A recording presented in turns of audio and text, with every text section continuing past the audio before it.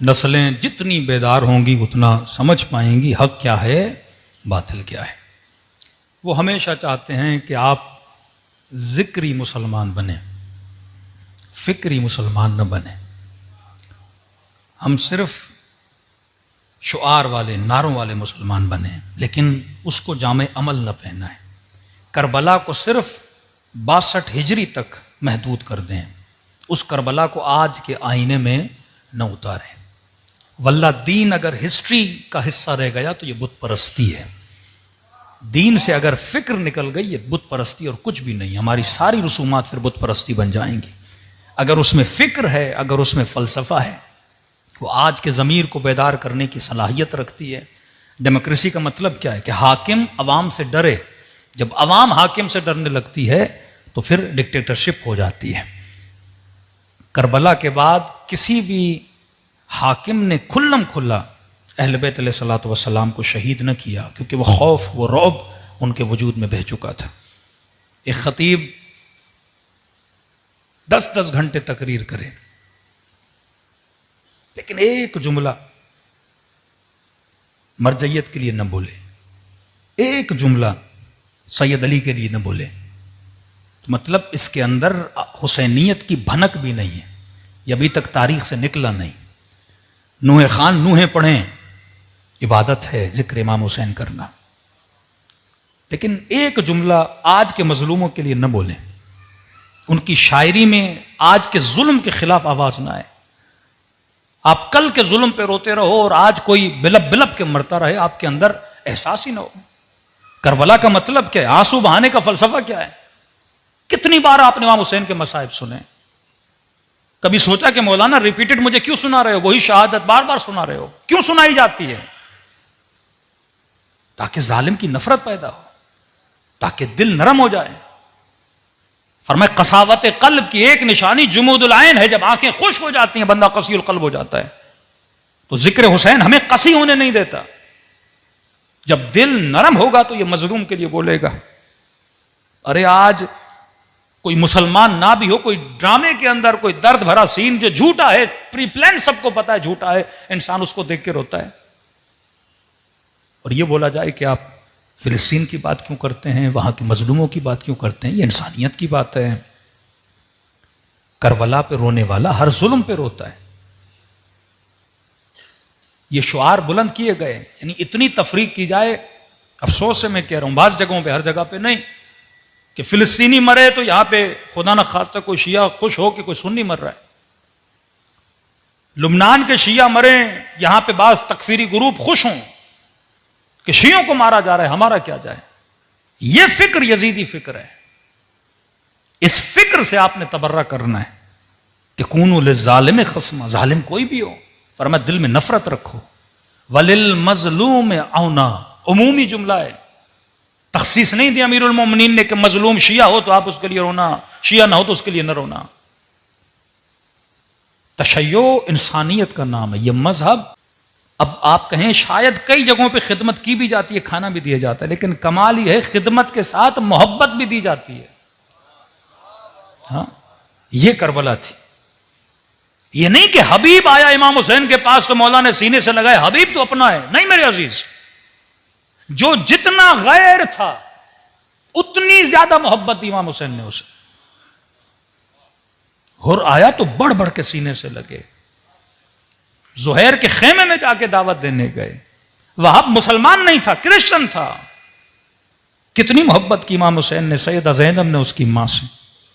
کہا یہ میدان حسینی میدان ہے، یہاں غیر کو اپنوں سے زیادہ محبت دی جاتی ہے، یہاں جذبہ ایثار ہے، یہاں جذبہ قربانی ہے، یہاں جذبہ محبت ہے۔ تو حسینیت ہمیں انسانیت کا درس دیتی ہے۔ تو آج آپ دیکھ سکتے ہیں بیدار شیعہ کون ہے، اور وہ کون ہے جو صرف ہمیں ذکری بنا رہا ہے۔ فکری شیعہ بنیں، ذکر کے ساتھ فکر بھی کریں۔ خالی ذکر انسان کو فائدہ نہیں دیتا۔ میں نے کئی بار مجلسوں میں کہا ہے کہ اللہ نے ایک عبادت ہر مسلمان پہ واجب کی ہے، جس کا نام ہے نماز۔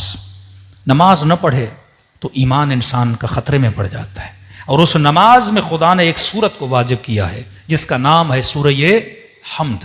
مطلب حمد کی جگہ پہ رحمان پڑھو تو نماز نہیں، لا صلاۃ الا بفاتحۃ الکتاب، نماز ہوتی ہے تو سورہ حمد کی وجہ سے۔ اب اس حمد کی اتنی امپورٹنس تو ہے کہ جس کی جگہ پہ میں رحمان نہیں پڑھ سکتا، یاسین نہیں پڑھ سکتا، سورہ قل هو اللہ احد نہیں پڑھ سکتا، حمد ہی پڑھنی ہے۔ اور 17 رکعت میں 10 رکعت میں ریپیٹڈلی میں ایک سورت کو پڑھتا ہوں جس کا نام سورہ حمد ہے، اور سورہ حمد میں آقا قراتی کہتے ہیں ایک دعا کو خدا نے واجب کیا ہے، اور کہتے اگر مجھ سے پوچھا جائے نا کہ بہترین دعا کون سی ہے تو میں کہوں گا یہی بہترین دعا ہے، اور وہ دعا یہ ہے اہدنا الصراط المستقیم، اے خدا مجھے سیدھے راستے پہ چلا یا قائم رکھ یا باقی رکھ، مطلب ہدایت کی دعا ہے۔ اب یہاں پہ علماء کہتے ہیں عجیب ہے، لشکر حسین میں بھی نماز پڑھی گئی، لشکر یزید میں بھی نماز پڑھی گئی، جو وہاں نماز پڑھ رہے تھے وہ بھی ہم پڑھ رہے تھے، جو یہاں نماز پڑھ رہے تھے وہ بھی ہم پڑھ رہے تھے، اور لشکر یزید میں 2 خیمے تھے، ایک خیمہ ابن سعد کا تھا، ایک خیمہ ہور کا تھا، اور جب ابن سعد اور شمر نماز پڑھ رہے تھے وہ بھی کہہ رہے تھے اہدنا الصراط المستقیم، اور جب ہور نماز پڑھ رہا تھا تو وہ بھی کہہ رہا تھا اہدنا الصراط المستقیم۔ تو شمر بھی ہدایت کی دعا کر رہا تھا،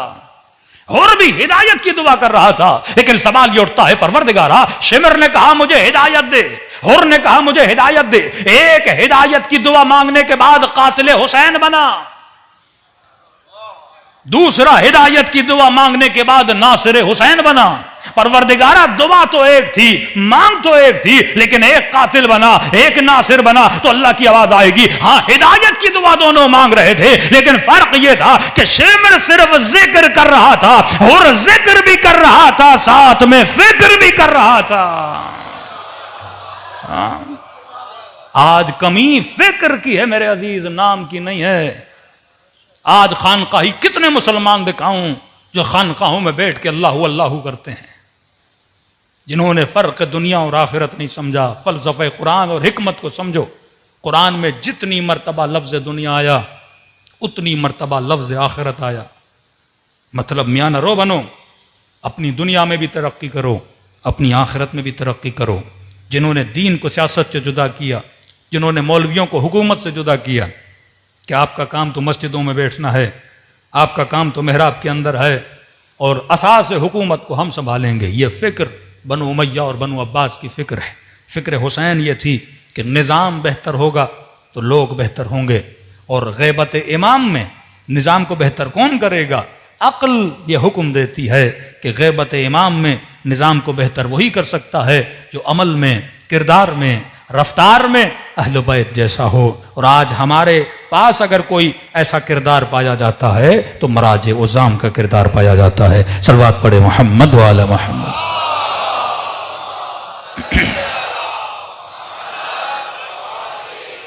تو استعمار کو اگر 100 سالوں کے اندر صرف اسٹڈی کریں، شیعہ سنی ہو کر نہیں، شکست اگر کسی نے دی ہے تو مرجعیت نے شکست دی ہے۔ تو آپ کے ہی لبادے میں ایسے لوگ آتے ہیں یا فرقہ واریت پھیلاتے ہیں، اکثریت کا تعلق امریکہ سے ہے۔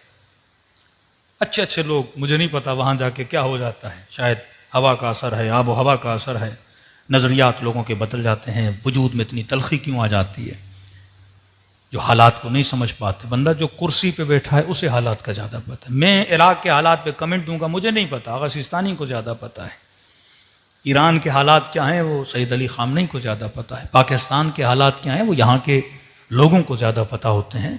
عوام کا کام ہے اپنے رہبروں کی، اپنے مراجع کی اتباع کرنا، اور یہی آپ کی کامیابی رہی۔ ایک فتویٰ آیا، لوگوں نے عین اسی طرح اطاعت کی۔ یعنی 5 منٹ کے لیے سوچیں، وہ جو مرجعیت کا مخالف ہے، اگر عراق میں آغا سیستانی نہ ہوتے، کہ انہوں نے فتویٰ دیا نا، قبائل سب لوگ باہر نکلے، سب نے اسلحہ اٹھایا۔ اب ایک ملک کی فوج 3 لاکھ 4 لاکھ، لیکن اگر 20 ملین لوگ باہر نکل آئے، کون مقابلہ کر سکتا ہے 20 ملین لوگوں کا؟ تبھی عوامی لیڈروں کو مار دیا جاتا ہے، کیونکہ عوامی لیڈر کے پاس مورل اتھارٹی آتی ہے، لیگل اتھارٹی نہیں ہوتی اس کے پاس۔ امام خمینی ابھی ایران کے لیگل اتھارٹی نہیں ملی تھی، مورل اتھارٹی تھی۔ اب ان کو نکال کے عراق میں رکھو یا پیرس میں رکھو، وہ ایک جملہ کہتے تھے پورا ایران باہر آ جاتا تھا۔ یہ مورل اتھارٹی بڑی خطرناک ہوتی ہے۔ تبھی ملکوں کے بادشاہوں کو یا وزراء کو 4 سال 3 سال 5 سال پھر رکھا جاتا ہے کہ اس کے بعد اور بندہ آئے گا، کیونکہ ایسا نہ ہو کہ اس کے پاس مورل اتھارٹی آ جائے۔ کیونکہ مورلی اگر یہ لوگوں کے ذہنوں پہ سوار ہو گیا، ہمارے کیوں بعض مولویوں سے حکومتیں ڈرتی ہیں؟ ان کو پتا ہے ایک بندہ کال دے گا مدارس سے 4-5 لوگ نکل آئیں گے، تو لوگ ڈرتے ہیں ان سے۔ جب آپ کے پاس روحانی پاورز آتے ہیں، مورل اتھارٹی آتی ہے، تو بڑے سے بڑے سسٹم آپ سے ڈرتے ہیں۔ تو اس کا ایک طریقہ یہ ہوتا ہے توہین کرو۔ مجھے بہت افسوس ہوا، انٹیریئر سندھ کے بعض ولایت کے نام سے لوگوں نے تنظیمیں بنائی ہیں، گالیاں دے رہے ہیں۔ ایک تو ہمارے بعض ذاکروں نے یہ نطفے والی گالی کو اتنا عام کیا کہ اپنے دشمن کو کہو کہ یہ ولد الزنا ہے، یہ حرامی ہے، اور یہ ہے وہ ہے۔ عادت اتنی ہو گئی اس گالی کی کہ اب میرا جو مخالف ہے کوئی بھی ہو، وہ چاہے سر پہ امامہ بھی ہو، اسے وہ گالی دینی ہے۔ انی اکرہ لکم ان تکونوا من السبابین، امیر المومنین فرماتے ہیں علی پسند نہیں کرتا کہ تم میں سے کوئی گالی دے، کوئی خود کو علی والا بھی کہے لیکن زبان سے گالم گلوچ ہو، یہ کردار امیر المومنین نہیں ہے۔ تو ایک طریقہ توہین کا، آپ دیکھتے ہیں کئی نیشنلسٹ، وہ چاہے ایرانی نیشنلسٹ ہوں جن کو ہم قوم پرست کہتے ہیں، یہ سخت دین کے مخالف ہوتے ہیں۔ تو ایک طریقہ دین مخالفت کا یہ ہوتا ہے، کیونکہ لوگوں کے ذہنوں میں دین کا تقدس ہوتا ہے، امام حسین کا، علم کا، زری کا تقدس ہے آپ کے ذہن میں، کہ اس تقدس کو ختم کرنے کی جو پہلی چیز ہے وہ گالی دو، مولویوں پہ لطیفے بناؤ، ان کی گالیاں دو، ایک چھوٹا واقعہ پیش آتا ہے اس کو بہت زیادہ بڑا کر کے بیان کرو، اور یہ گالم گلوچ آپ دیکھتے ہیں سوشل میڈیا پہ چل رہی ہے تاکہ تشیع کمزور ہو۔ انہی لوگوں سے پوچھا جائے اگر مرجعیت عراق میں نہ ہوتی، آج 40 کی واک ہوتی، آج اتنی عزاداری امام حسین ہوتی، اس قدر باشکوہ عزاداری کربلا میں منائی جاتی ہے۔ اس سال 21 ملین لوگ امام حسین کی زری کی طرف گئے، لبیک یا حسین کا نعرہ لگاتے گئے۔ کہتے ہیں یہ معجزہ ہے، دنیا دیکھ رہی ہے، جو شیعہ شہید امام کی قبر کی طرف اتنی محبت کے ساتھ جا رہا ہے، ایثار کے ساتھ جا رہا ہے۔ تصور کرو جب انہی امام حسین کا فرزند، حجت خدا، فرزند زہرا، امام زمانہ جب کعبے کی دیوار سے آواز دیں گے حل من ناصر ینصرنا، یہ ٹریننگ آپ کے بچوں کی ہو رہی ہے، تو بس دعا ہے پروردگار عالم بحق محمد و آل محمد ہمیں ایسا بنائے جیسے امام زمانہ ہمیں دیکھنا چاہتے ہیں، ہماری نسلوں کو، ہمارے بچوں کو ان تمام تر فتنوں سے محفوظ فرمائے، ہم بھرپور ذکر امام حسین بھی کریں اور اپنی مجالس میں فکر امام حسین بھی اپنے بچوں کو عطا کریں۔ فرمایا برترین نعمت جو خدا کسی عزادار کو عطا کرتا ہے وہ نعمت گریہ ابا عبداللہ الحسین۔